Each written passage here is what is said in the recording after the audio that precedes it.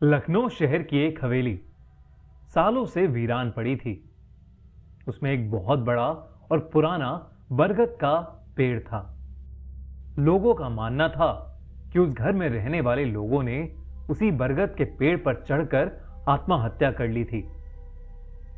उस दिन के बाद से वो घर सूना पड़ा हुआ है।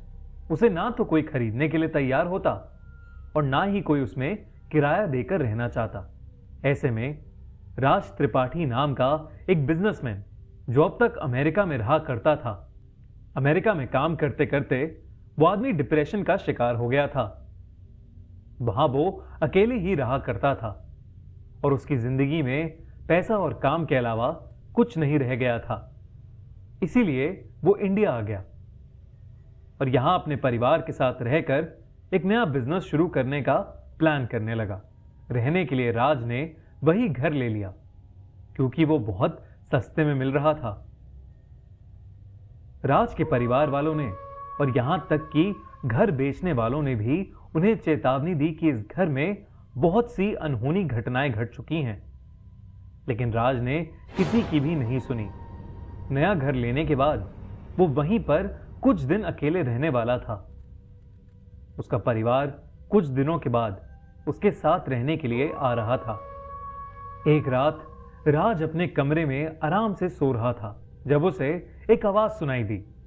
आवाज सुनते ही वो झटके से उठ गया और उसने अपने सामने रखे शीशे में एक भयानक सी दिखने वाली औरत को देखा, जिसकी आंखें और जीभ बाहर निकल रही थीं। राज ने जैसे ही उसे देखा वो बहुत डर गया। वो अपने बिस्तर से उठा और दौड़कर घर से बाहर भागने लगा। जैसे ही वो घर से बाहर निकला वो किसी के पैरों से जा टकराया। जब उसने सर उठाकर देखा तो उस बरगद के पेड़ पर बहुत से लोगों की लाशें लटक रही थीं। उस पर कुछ बच्चों की, कुछ बूढ़े लोगों की और कुछ जवान लोगों की लाशें लटक रही थीं और उन सभी की आंखें बंद थीं और जीभ बाहर निकल रही थी। अचानक से उनकी आंखें खुल गईं और वो सब के सब राज की तरफ देखे जा रहे थे। राज उन्हें देखकर बहुत डर गया और वहीं पर बेहोश हो गया। अगले दिन राज की मेड ने उसे जमीन पर बेहोश पड़ा हुआ देखा। उसने राज को उठाकर बेड पर लेटाया और डॉक्टर को फोन कर दिया।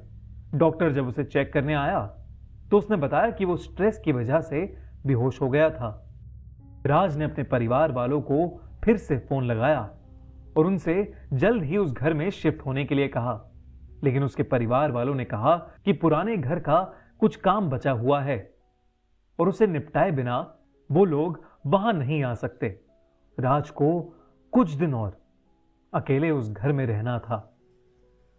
राज को डर के मारे अब रात में नींद आनी बंद हो गई। वो आधी रात में सोते सोते एकदम से उठ जाता और उसे ऐसा लगता कि जैसे वो सारी लाशें उसके कमरे में ही उसके आसपास खड़ी होकर उसे घूरे जा रही हों। पर वो हिम्मत करके अपनी नींद की गोलियां लेता और फिर से सो जाता। लेकिन एक रात अचानक राज की नींद फिर से खुल गई। उसने देखा कि वो बरगद के पेड़ के ठीक नीचे लेटा हुआ है और वो सारी लाशें उसके सर के ऊपर लटक रही हैं और वो लाशें तैरती हुई नीचे आ गईं।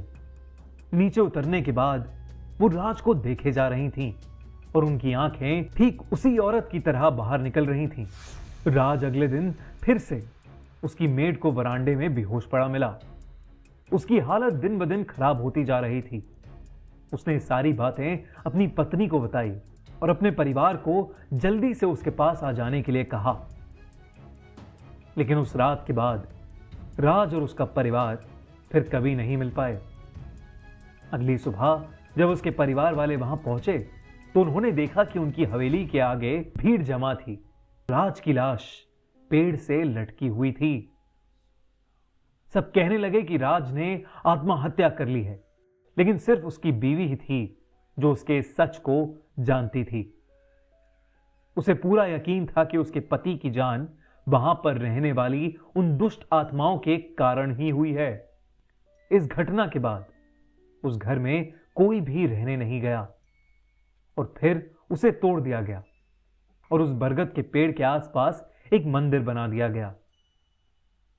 आपको क्या लगता है, क्या राज सच में हेलुसिनेट कर रहा था और उसने डिप्रेशन की वजह से सुसाइड की होगी, या वो उन दुष्ट आत्माओं की वजह से मारा गया?